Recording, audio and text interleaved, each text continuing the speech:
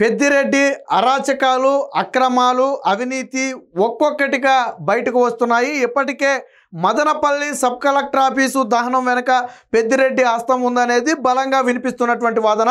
గతంలో ఏదైతే అసైన్డ్ భూములను బలవంతంగా స్వాధీనం చేసుకున్నారో దానికి సంబంధించిన రికార్డులను మాయం చేయడం కోసమే మదనపల్లి సబ్ కలెక్టర్ ఆఫీస్కు ఫైర్ యాక్సిడెంట్ చేయించారనేది వాదన. దాన్ని పక్కన పెడితే తాజాగా పెద్దిరెడ్డి అటవీ భూమిని ఆక్రమించినట్టుగా ఆరోపణలు వచ్చాయి. రికార్డుల్లో పెద్దిరెడ్డికి దాదాపుగా 24 ఎకరాల భూమి ఉన్నమాట వాస్తవం. అది గతం నుంచి వాళ్ళ తాత ముత్తాతల నుంచి అటవీ ప్రాంతంలో వస్తుంది. అయితే ఆ 24 ఎకరాలు ఇప్పుడు దాదాపుగా 104 ఎకరాలుగా మారింది. అంటే 80 ఎకరాలకు పైగా పెద్దిరెడ్డి అటవీ భూమిని కబ్జా చేయటమే కాకుండా దానికి ఇనుప కంచె అంటే ముళ్ళ కంచె కూడా వేసుకుని ఒక సామ్రాజ్యాన్ని ఏర్పాటు చేసుకున్నాడు. ఆ సామ్రాజ్యంలోకి ఎవరు కూడా అడుగు పెట్టే సాహసం కూడా చేయట్లా. ఈవెన్ ఫారెస్ట్ అధికారులకు ఆక్రమించుకున్నాడని తెలిసిన పెద్దిరెడ్డిని ఏమీ చేయలేని నిస్సహాయ స్థితిలో ఇప్పటి వరకు చూసి చూడనట్టు వదిలేయాల్సిన పరిస్థితి. కానీ ఇప్పుడు కూటమి ప్రభుత్వం వచ్చిన తర్వాత దీని మీద సమగ్ర విచారణ చేయించింది. ముఖ్యంగా డిప్యూటీ సీఎంగా ఉన్నటువంటి పవన్ కళ్యాణ్ శాఖలో ఉన్న నేపథ్యంలో దీని మీద సమగ్ర నివేదిక ఇవ్వాలని ఆదేశించిన నేపథ్యంలో పెద్దిరెడ్డి భూమి ఆక్రమించిన మాట వాస్తవమేనని చెప్పి 7 రకాల నివేదికలతో ఆధారాలు ఇవ్వటమే కాకుండా అటవీ భూమిని ఆక్రమించిన పెద్దిరెడ్డి మీద తక్షణమే విచారణ జరిపి చర్యలు కూడా తీసుకోవాలని చెప్పి ఆ కమిటీ అయితే నివేదిక కూడా ఇవ్వటం జరిగింది. దీంతో పెద్దిరెడ్డి అరెస్టు దాదాపు ఖాయంగా కనిపిస్తుంది. ఎందుకంటే అటవీ భూమిని ఆక్రమించడం అనేది చాలా తీవ్రమైనటువంటి నేరం. మీరు పక్కనోడు భూమి ఆక్రమిస్తే కనీసం తర్వాత ఏదైనా లీగల్గా చూసుకుని బయటకు రావచ్చు. కానీ అటవీ చట్టాలు అనేవి చాలా కఠినంగా ఉంటాయి. అటవీ భూమిని ఆక్రమించడమే కాకుండా దానికి ఇనుప కంచేసేసి ఆ 80 ఎకరాల్లో ఉన్నటువంటి అటవీకి సంబంధించిన సంపద మొత్తం కూడా దోచేసి పెద్దిరెడ్డి సృష్టించినటువంటి అరాచకం చిన్నది కాదు. చాలా కఠినమైన సెక్షన్ల కింద పెద్దిరెడ్డిని రేపొద్దున అరెస్టు చేస్తారు. పెద్దిరెడ్డి అరెస్టు దాదాపుగా ఖాయం. అయితే దీని మీద పగడ్బందీగా పక్కా ఆధారాలు సేకరించి లీగల్గా ఎటువంటి ఇబ్బంది రాకుండా అన్ని సెట్ చేసిన తర్వాతే అరెస్టు చేస్తారు. ఆల్రెడీ నివేదికలు కూడా సిద్ధమైపోయాయి. దీంతో పెద్దిరెడ్డి పాపం పొందిందని చెప్పి ఇప్పుడు చిత్తూరు ప్రజలందరూ కూడా సంతోషం వ్యక్తం చేస్తున్నారు. సాధారణంగా ఆడ ప్రాంత నాయకుడు ఎవరైనా అరెస్ట్ అయితే కొద్దో గొప్ప రియాక్ట్ అవుతారు. ఇదేదో రాజకీయ కక్ష, ఎందుకు ఇలా ఇబ్బంది పెడుతున్నారని కొద్దో గొప్ప రియాక్ట్ అవుతారు. విచిత్రం ఏంటంటే వైసీపీ కార్యకర్తలు కూడా పెద్దిరెడ్డి రేపో మాపో అరెస్ట్ అవుతాడంటే కిక్కురుమంట్ల. ఎందుకంటే సొంత పార్టీ కార్యకర్తలను కూడా పెద్దిరెడ్డి వదిలిపెట్ల. పెద్దిరెడ్డి అరాచకాలకి ఆ పార్టీ కార్యకర్త ఈ పార్టీ కార్యకర్త అనేమి ఉండదు. అక్కడ పెద్దిరెడ్డి ఎంత ఇదిగా అంటే తనకు కాకుండా వేరొకరికి పాలు పోస్తే ఊరుకున్నాడు కాదు. పెద్దిరెడ్డికి అక్కడేదో ఆ పాల కంపెనీ ఒకటి చచ్చింది, దానికి కాకుండా వేరొకరికి పాలు పోస్తే ఊరుకోడంట. అంటే ఆ ప్రజలకు కనీసం వాళ్ళు పాలను ఎవరికి పోసుకోవాలనేది కూడా పెద్దిరెడ్డి డిసైడ్ చేస్తారు. ఆ స్థాయిలో అరాచకం చేసినటువంటి పెద్దిరెడ్డి. పొంగనూరులో పెద్దిరెడ్డి పేరు చెబితే గుర్తొచ్చేదే అరాచకం. మీకు ఇంకొక ఎగ్జాంపుల్ కూడా చెప్తాను నేను. గతంలో ఎన్నికలకు ముందు కొంతమంది టీడీపీ కార్యకర్తలు సైకిల్ మీద యాత్ర చేస్తుంటే పొంగనూరు దగ్గర ఏదో టీ తాగటానికి ఆగితే ఎంత అరాచకం చేశారండి. వాళ్ళ బట్టలు పెంచి సైకిళ్ళలో గాలి తీసేసి వాళ్ళను చిత్రహింసలు చేసి బెదిరించి అక్కడి నుంచి నడిపించుకుంటూ సైకిళ్ళు తీసుకెళ్ళమని చెప్పారు. అంటే మనం ప్రజాస్వామ్యంలో బ్రతుకుతున్నామా, అరాచక స్వామ్యంలో బ్రతుకుతున్నామా? పొంగనూరుకి ఏమన్నా పాకిస్తాన్ రాజ్యాంగం ఏమన్నా సపరేట్గా అమలు చేస్తున్నారా? అక్కడ కూడా అంతే నియంత్ర రాజ్యాంగం. పొంగనూరులో ఏమన్నా నియంత్ర రాజ్యాంగం ఉందా? పొంగనూరు ఏమన్నా పెద్దిరెడ్డికి రాసిచ్చారా? పొంగనూరు ఏమన్నా పెద్దిరెడ్డి ఏమన్నా పొంగనూరుకి గవర్నరు రాష్ట్రపతినా? మరి ఎందుకు అంత అరాచకం? బయట లేని ప్రజాస్వామ్యం.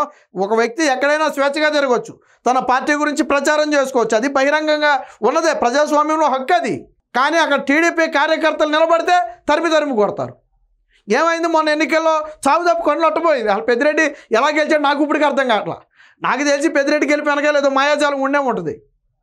జగన్మోహన్ రెడ్డి దారుణంగా ఓడిపోయినా పెద్దిరెడ్డి గెలవడం కోసమేర్పు 4000-5000 ఓట్ల మెజార్టీతో గెలిచడానికి అది వేరే విషయం. సో ఈ పెద్దిరెడ్డికి సంబంధించిన అరాచకాలకు సంబంధించి ఒక నివేదిక అయితే బయటపడింది. దాన్ని ఒకసారి చూద్దాం. పెద్దిరెడ్డి ఆటవిక సామ్రాజ్యం 104 ఎకరాల్లో వ్యవసాయ క్షేత్రం. రికార్డుల ప్రకారం పెద్దిరెడ్డి పట్టా భూమి 23.69 ఎకరాలు, అంటే దాదాపుగా 24 ఎకరాలు పెద్దిరెడ్డిది ఉంటే 104 ఎకరాల్లో వ్యవసాయ క్షేత్రం ఉంది. అంటే మొత్తంగా 80 ఎకరాలు పెద్దిరెడ్డి అటవీ భూమిని ఆక్రమించాడు. అటవీ భూమిని ఆక్రమించి చుట్టూ ఇనుప కంచె, ఈ 80 ఎకరాలకు కూడా ఒక ఇనుప కంచెని ఏర్పాటు చేసుకున్నాడు. అంటే తనకు ఒక బోర్డర్. అసలు అటవీలో ఎక్కడా కూడా ఎటువంటి అడ్డులు పెట్టడానికి కుదరదు. అడవిలో ఎక్కడా కూడా ఈ భూమి నాది అని ఒక వ్యక్తి ఫెన్సింగ్ వేసుకోవడానికి సాధ్యపడదు.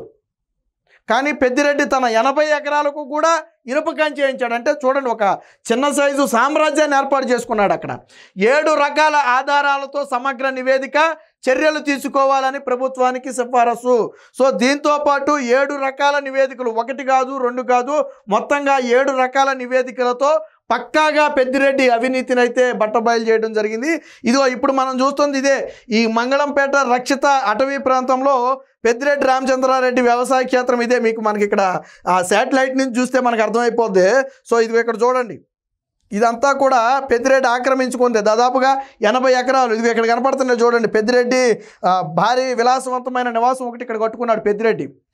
దాదాపు ఒక 60-70 లక్షల కోటి రూపాయలు పైన పెట్టి కట్టుంటాడు. మళ్ళీ ఏమంటాడు పెద్దిరెడ్డి, అడవిలో నువ్వెందుకయ్యా ఇల్లు కట్టావని అడిగితే అక్కడ పనిచేసే పనివాళ్ళం కోసం కట్టిండంట. పనివాళ్ళ కోసం నువ్వు ఏదైనా రేకుల షెడ్ వేసానంటే ఎవడైనా నమ్ముతాడు. కానీ ఒక 1 కోటి రూపాయలు 2 కోట్లు పెట్టి ఒక అద్భుతమైన బిల్డింగ్ కట్టానంటే ఎవడైనా నమ్ముతాడా? చెప్పడానికి నీకు సిగ్గురాపోయినా వినేవాళ్ళకైనా సిగ్గే కదా. పనివాళ్ళ కోసం నువ్వు అంత పెట్టి బిల్డింగ్ కట్టావా అని చెప్పాడు. ఇదిగో ఇది మనకి శాటిలైట్లో చాలా స్పష్టంగా కనపడతాయి ఫోటోలు.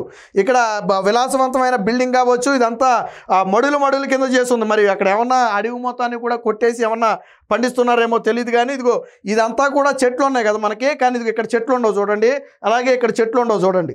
అంటే ఇదంతా పెద్దిరెడ్డి బహుశా అడవి మొత్తాన్ని కూడా కొట్టేసి ఉండొచ్చు. సో ఆ నివేదిక మొత్తం చదివితే కానీ మనకైతే అర్థం కాదు. చిత్తూరు జిల్లా పొంగనూరు నియోజకవర్గంలోని పులిచెర్ల మండలం మంగళంపేట రక్షిత అటవీ ప్రాంతంలో మాజీ మంత్రి వైకాపా ప్రభుత్వంలో నెంబర్ 2గా అపరిమిత అధికారం చెలాయించిన పెద్దిరెడ్డి రామచంద్రారెడ్డి భారీగా అటవీ భూముల్ని ఆక్రమించి వ్యవసాయ క్షేత్రాన్ని ఏర్పాటు చేసుకున్నారని విజిలెన్స్ విభాగం నిగ్గు తేల్చింది. రికార్డుల ప్రకారం 295, 296 సర్వే నెంబర్లలో 23.69 ఎకరాలకు పట్టా భూమి ఉన్నమాట వాస్తవం. అటవీ భూమిని ఆక్రమించి 104 ఎకరాల వ్యవసాయ క్షేత్రాన్ని ఇప్పుడు అభివృద్ధి చేసుకుని కంచె వేసినట్లుగా తాజాగా నిర్ధారణకైతే రావడం జరిగింది. పెద్దిరెడ్డి, ఆయన కుమారుడు ఎంపీ మిథున్ రెడ్డి, ఇతర కుటుంబ సభ్యుల పేరుతో మొత్తంగా వెబ్లాండ్లో 77.54 ఎకరాలు ఎక్కించుకున్నట్టుగా కూడా బయటపడింది. చూడండి, దొంగ పత్రాలతో, ఫోర్జరీ సంతకాలతో అటవీ భూమిని కూడా తన భూమిగా మార్చేసుకున్నాడు. 24 ఎకరాలని 104 ఎకరాలుగా మార్చేసుకున్నాడు. పెద్దిరెడ్డి లాంటి వాళ్ళు ఉంటే చాలు రాష్ట్రం మొత్తాన్ని కూడా దోచేసుకోవడానికి. మరి ఎందుకు ఆగిపోయాడు 80 ఎకరాలతో? నాకు తెలిసి అటవీ మొత్తాన్ని కూడా రాయించేసుకోవాలా, అటవీ మొత్తాన్ని కూడా రాయించేసుకుంటే బాగోదని ఆగిపోయాడేమో. ఆ స్థాయిలో పెద్దిరెడ్డి అయితే అరాచకం చేశాడు. సో క్రిమినల్ కేసుల నమోదుకు కూడా అదే కమిటీ అయితే విజిలెన్స్ విభాగం అయితే సిఫారసు చేసింది.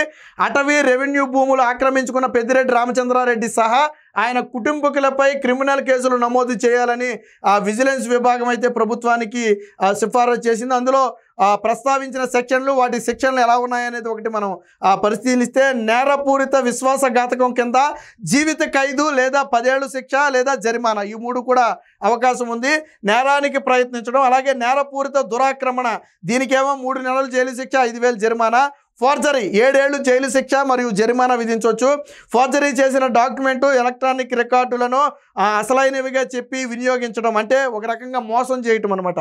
ఆ భూ కబ్జా నిరోధక చట్టంలోని సెక్షన్ 5 కింద కేసులు. అలాగే రెవెన్యూ, అటవీ అధికారులతో సంయుక్తంగా సర్వే చేయించి పెద్దిరెడ్డి, ఆయన కుటుంబ సభ్యులు ఎంత మొత్తంలో రెవెన్యూ, అటవీ భూములు ఆక్రమించుకున్నారో నిగ్గు తేల్చాలని చెప్పి చెప్పడం జరిగింది. అంటే రెవెన్యూ, అటవీ కంబైన్డ్గా ఒక సర్వేని చేసి అందులో అటవీ భూమి ఎంత ఉంది, రెవెన్యూ భూమి ఎంత ఉంది, అంటే ప్రభుత్వానికి సంబంధించిన భూమి ఎంత ఉంది, సో వీటన్నిటినీ సమగ్రంగా పెట్టాలని ఉంది. ఏది ఏమైనా మొత్తంగా పెద్దిరెడ్డి చేసిన పాపానికైతే జీవిత ఖైదు, జైలు శిక్ష అయితే పడే అవకాశం ఉందని చెప్పి కమిటీ చెప్పిన దాన్ని బట్టి అయితే అర్థమవుతుంది. ఎప్పటి వరకు నెంబర్ 2 వైసీపీలో నెంబర్ 2గా ఉండి జగన్మోహన్ రెడ్డి తర్వాత అంతటి వ్యక్తిగా చలామణి అవడంతో పాటు ఉమ్మడి చిత్తూరు జిల్లాలో తిరుగులేని నేతగా ఉండి తనకు ఎదురే లేకుండా తను కన్నుబడిన ప్రతిదీ తన స్వాధీనం కావాల్సిందే. కాదు అంటే ఇక్కడ కేల్కతాం దుకాన్ పందికి అంతే. అన్ని వ్యాపారాల్లో కూడా లావాదేవీల్లో కూడా పెద్దిరెడ్డి కుమారుడికి వాటాలు ఇవ్వాలి. గతంలో పెద్దిరెడ్డి చేసింది మొత్తం కూడా ఈ రౌండీయిజం గుండాయిజమే. ఇది ఈరోజు అయితే పాపం పండింది. మొత్తంగా అటవీ భూమిని అయితే ఆక్రమించుకున్నట్టుగా విజిలెన్స్ విభాగం నిగ్గు తేల్చింది. ఖచ్చితంగా రాబోయే రోజుల్లో పెద్దిరెడ్డిని అరెస్టు చేయడం ఖాయంగా ప్రస్తుతం కనపడుతుంది.